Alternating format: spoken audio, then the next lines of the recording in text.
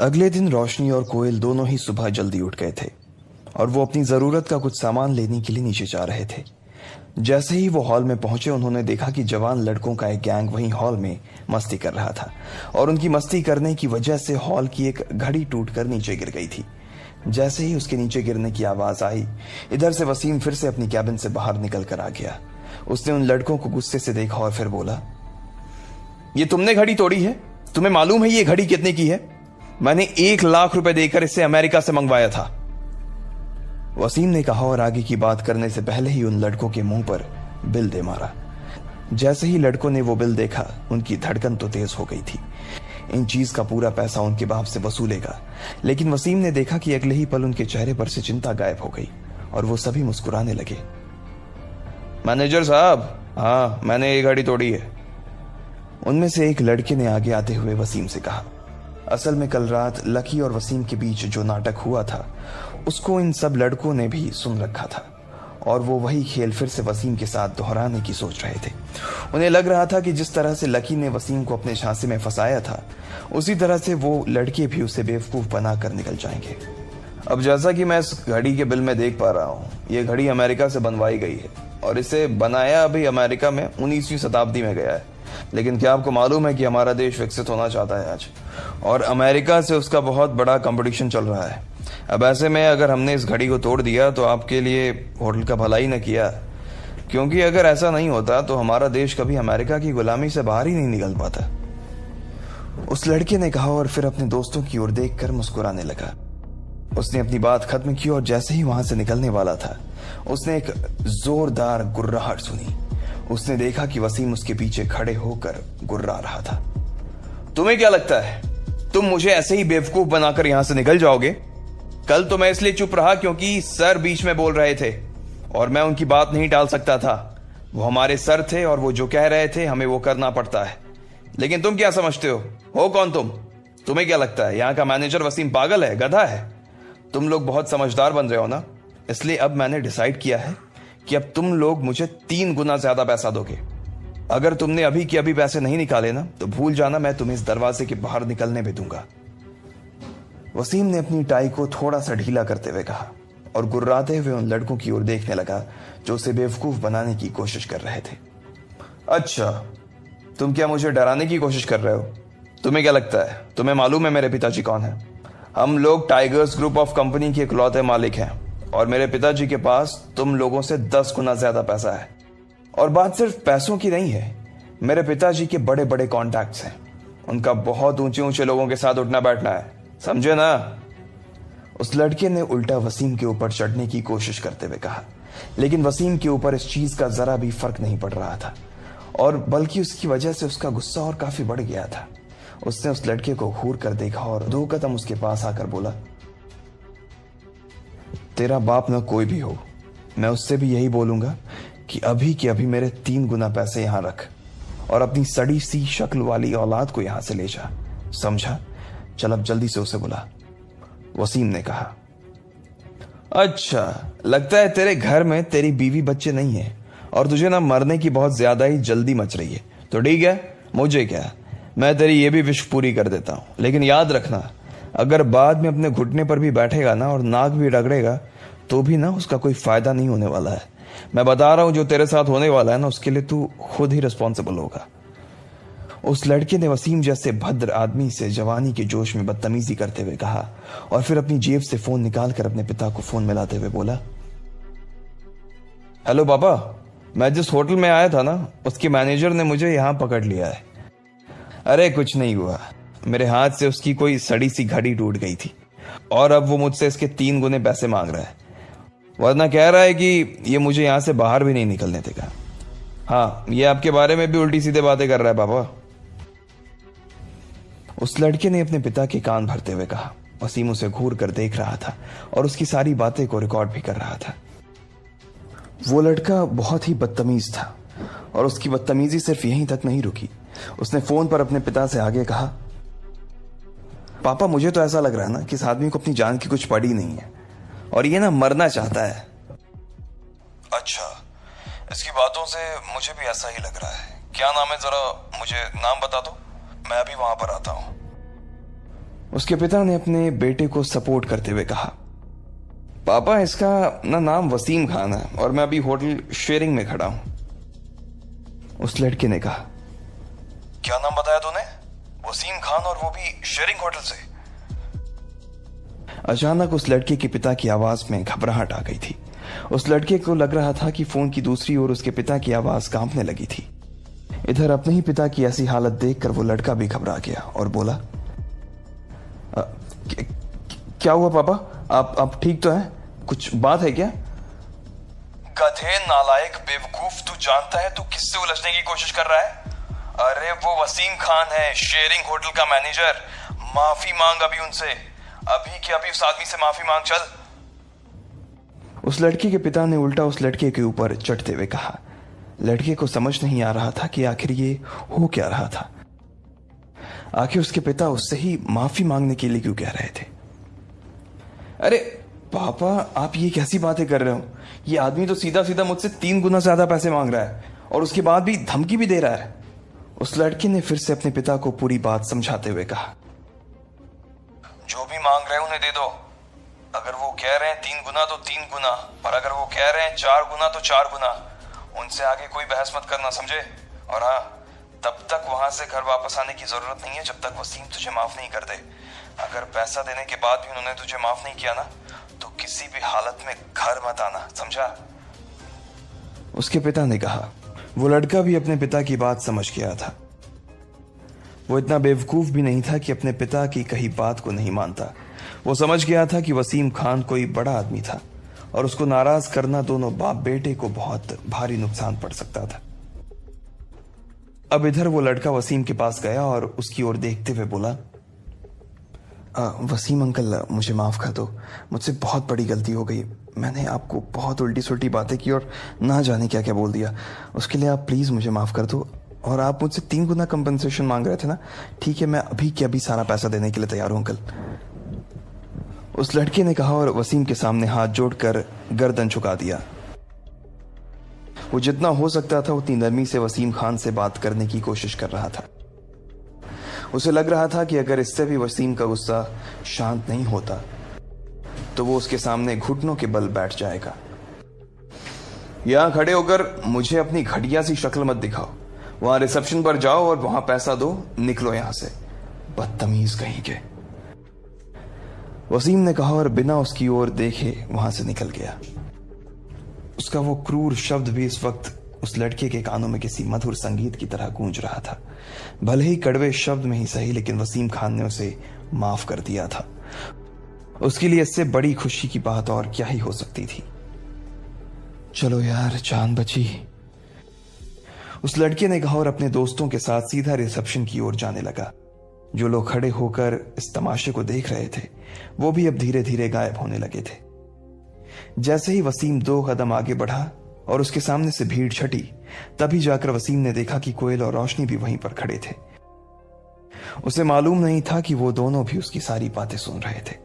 उसने जोश जोश में ना जाने क्या क्या बोल दिया था और अब वो मन ही मन अपने आप को गालियां दे रहा था। अरे आप दोनों भी यहीं पर हो? वसीम ने आगे से चलकर उन दोनों से बात करते हुए कहा। लेकिन इससे पहले रोशनी और कोयल ने जो अपनी आंखों से देखा था उसे देखकर वो दंग रह गई थी।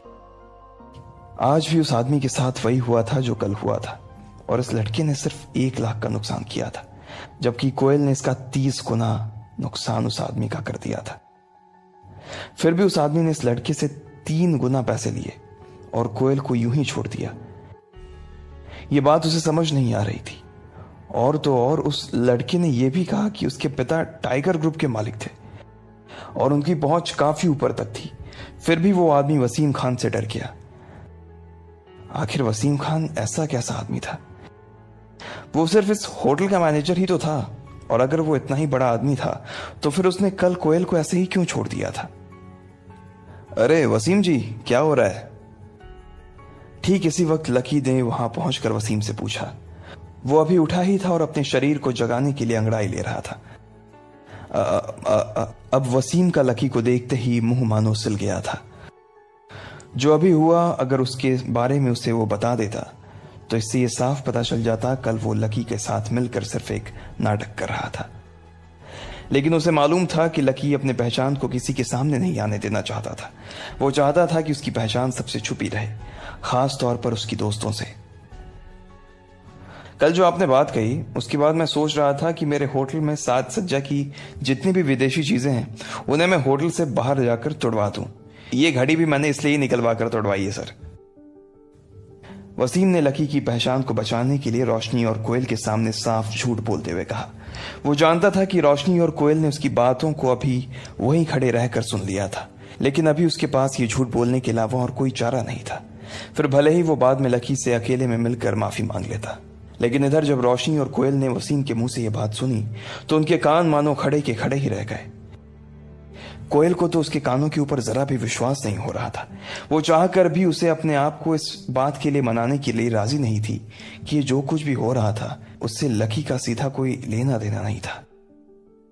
कोयल जितनी कोशिश कर रही थी उससे उतनी ही दिक्कत हो रही थी। अब इधर वसीम उन लोगों की आंखों के सामने सफेद झूठ बोल रहा था।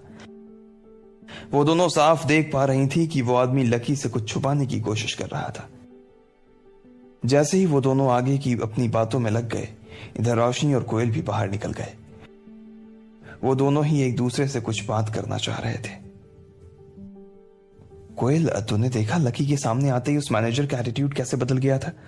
उसे ना असल में ये भारत विदेशी जर्मनी की पॉलिटिक्स से कोई मतलब ही नहीं है। मुझे तो लगता है कि उसने कल तुझे भी सिर्फ इसलिए छोड़ा क्योंकि लकी तेरे फेवर में बोल रहा था। मैं कल रात में कह रही थी ना तुझे, लकी और इस मैनेजर का आपस में कोई कनेक्शन है। मुझे तो लग रहा है कि ये दोनों आपस में एक दूसरे को पहले से जानते हैं। रोशनी ने कोयल से कहा। हाँ यार, तू जो कह रही थी ना, अब मुझे भी वैसा ही फील हो रहा है, लेकिन मुझे तो लकी के ऊपर बिल्कुल विश्वास ही नहीं हो रहा।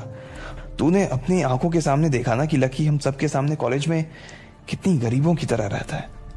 कोयल ने कहा और बीच में ही अपनी बातों को रोक कर एक गहरी सांस लेते हुए कहा, देख अभी भी हम ये नहीं कह सकते मैटर क्या है, इसलिए बेटर है कि हम छुपकर इन चीजों का पता लगाते हैं कि आखिर बात क्या है।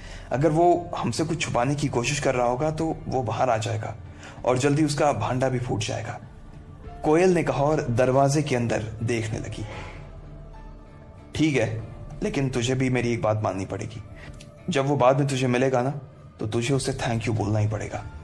रोशनी ने थोड़ी सी जिद करते हुए कहा। कोयल ने भी उसकी बात में अब हाँ में गर्दन हिला दी और दोनों अंदर की ओर जाने लगे। अब आगे क्या होने वाला था? क्या सच में लकी का भांडा फूट जाता? क्या कोयल को उसे थैंक यू बोलना पड़ेगा या फिर इस बार लकी बचकर निकल जाएगा? आपको क्या लगता है, क्या होंगे इन सभी सवालों के जवाब? कमेंट बॉक्स में कमेंट करके जरूर बताएं और सभी सवालों के जवाब को जानने के लिए सुनते रहिए इंस्टा मिलीनियर सिर्फ पॉकेट एफएम पर। रोशनी और कोयल लकी की सच्चाई का पता लगाने के लिए फिर से होटल के अंदर आ गए थे। इधर अंदर आते ही अमित और लकी ने पहले से ही एक कैब बुक कर ली थी और वो लोग यहाँ से कॉलेज जाने के लिए रवाना होने वाले थे। जब वो प्रशांत को बुलाने के लिए उसके कमरे में गए तो उसने देखा कि प्रशांत तो कब का गायब हो चुका था। ये कहां चला गया? लकी ने पूछा। जाने दो जहां गया है, कोयल ने बहुत ही रूखे अंदाज में कहा। जिस तरह से कोयल बोल रही थी उस हिसाब से तो ऐसा लग रहा था कि इन दोनों के बीच बहुत बड़ा झगड़ा हुआ था। लकी को लग रहा था कि प्रशांत ने कोयल को उसकी सच्चाई बता दी थी, शायद इसलिए वो उससे इतनी उखड़ी हुई थी। फिर सब लोगों ने अपना अपना सामान लिया और गाड़ी में जाकर बैठ गए। गाड़ी में बैठने के बाद से ही कोयल हर थोड़ी देर में लकी को देखे जा रही थी। उसका मन तो यही कर रहा था कि वो लकी को थैंक यू बोल दे, लेकिन उसकी हिम्मत नहीं हो रही थी कि वो उसे आगे आकर थैंक यू बोल सके। कोयल लकी को देखकर ये मान ही नहीं पा रही थी कि ये लकी कोई और ही लकी था। ये वो था ही नहीं जो अपने आप को दिखा रहा था। दिल्ली की चिलचिलाती हुई धूप में कब उनकी गाड़ी कॉलेज के बाहर आकर खड़ी हो गई उन्हें पता ही नहीं चला। पूरे रास्ते कोई किसी से कुछ नहीं बोल रहा था।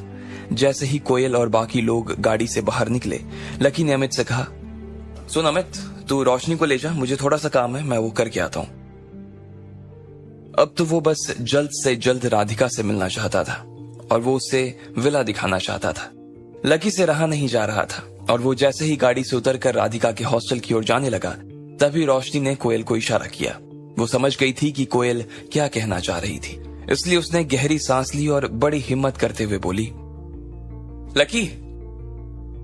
ये आवाज सुनकर लकी, जो कि कुछ एक कदम आगे निकल गया था, वो फिर से मुड़कर कोयल के सामने देखने लगा। कोयल ने भी 1-2 कदम उसकी दिशा में बढ़ाए और हिचकिचाते हुए बोली, लकी, कल जो भी हुआ, मतलब गलियारे में जो वो स्टैचू वगैरह थिंग उसके लिए मैं तुम्हें थैंक यू बोलना चाहती हूँ। कोयल ने हल्की सी हकलाहट के साथ कहा, नहीं, उसकी कोई जरूरत नहीं है, चलो तुम लोग जाओ, मुझे भी देर हो रही है, बाय। लकी ने कहा और दौड़ते हुए वहां से निकल गया। कोयल को लगा कि उसके माफी मांगने और ना मांगने का कोई फायदा ही नहीं हुआ था। उसे लग रहा था कि वो इतने बड़े घर की बेटी होने के बाद भी लकी जैसे गरीब इंसान को थैंक यू बोल रही थी, तो भी लकी को उसकी कोई परवाह नहीं थी। उसे ऐसा लग रहा था कि लकी ने उसकी बात को सुनकर अनसुना कर दिया था। जैसे ही वो उसकी ओर पीठ करके जाने लगा, कोयल को लगा कि वो बहुत छोटी हो गई। लकी ने एक बार भी उसकी आंखों में देखा तक नहीं था। इधर लकी ने वहां से निकलते ही सबसे पहले राधिका को फोन किया और उससे पूछा कि वो कहाँ है। राधिका ने उसे बताया और वो दौड़ते हुए उसके पास चला गया। वो अपने डिपार्टमेंट के पास ही खड़ी थी। उसके हाथ में एक छोटी सी नोटबुक थी और वो उसमें कुछ नोट्स बना रही थी। लकी भागता हुआ उसके पास गया और उसके हाथों में रखी कॉपी को देखते हुए बोला, क्या लिख रही हो राधिका? लकी ने हांफते हुए कहा और देखने के लिए उसके हाथ से कॉपी ले ली। लकी ने देखा कि उसके कॉपी में 10 ऐसे लोगों के नाम और नंबर लिखे थे जो रेंट पर कमरा देते थे। उसने हर कमरे वाले के अलग अलग उसके कमरे का साइज, बाकी फैसिलिटीज और किराया भी लिख रखा था। राधिका, तुम खुद इतने सारे कॉन्टैक्ट्स ढूंढ कर लाई हो? लकी ने राधिका से पूछा। राधिका ने उसकी ओर देखा और हाँ में सिर हिलाया, फिर बोली, हाँ, अगर ब्रोकर को बोलने जाओ तो उसका कट वो अलग ले लेता है। 1 महीने का किराया, 1 महीने का एडवांस, मेरे पास देने के लिए इतने पैसे नहीं है यार, इसलिए मैं खुद ही ये सब ढूंढने चली गई थी। वैसे भी करने के लिए कुछ था नहीं। राधिका ने लकी से अपनी कॉपी ली और उसे देखकर मुस्कुराने लगी। जिस तरह से राधिका मुस्कुरा रही थी, उसे देखकर लकी को फिर से उस पर प्यार आने लगा था। वैसे भी आज वो उसे 2 दिन के बाद देख रहा था और 2 दिन उसने अपने विला की खबर के साथ कैसे गुजारा, ये बात सिर्फ वही जानता था। वैसे अब तुम्हें सब चीज की जरूरत नहीं है, मैं आ गया हूं ना। और वैसे भी इन सब एड्स पर और मकान मालिकों पर ना ज्यादा भरोसा नहीं करना चाहिए। कल को अगर इन्हें कोई तुमसे ज्यादा रेंट देने वाला मिल गया ना, तो ये तुम्हें बाहर निकालकर उसे अपना कमरा दे देंगे। फिर से तुम्हें दोबारा कमरा ढूंढना पड़ेगा और दुनिया जहान के तमाम झंझट। लकी ने कहा और राधिका की उस नोटबुक को बंद कर दिया। अच्छा, तो फिर मुझे अब क्या करना चाहिए? या तुम ही आ गए हो तो तुम ही मेरे लिए क्या करने वाले हो, बताओ? राधिका ने लकी से पूछा। उसे समझ नहीं आ रहा था कि लकी उसे ऐसा कौन सा सॉल्यूशन देने वाला था जिसके बारे में उसने कभी सोचा नहीं था।